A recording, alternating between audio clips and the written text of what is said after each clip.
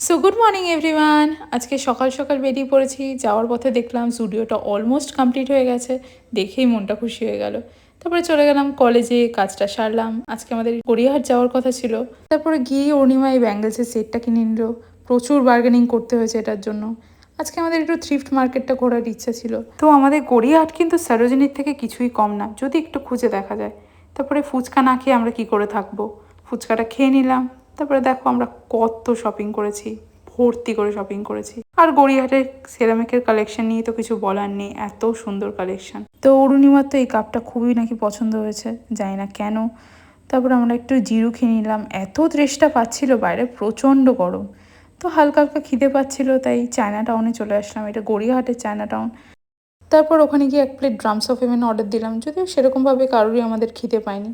The taste was really very good and অ্যাস্থেটিকভাবে কীভাবে খেতে হয় দেখে নাও। তারপর ওখান থেকে গেলাম স্টুডিওর কালেকশানগুলো দেখতে। জাস্ট দেখেছি, কিছুই নেওয়া হয়নি।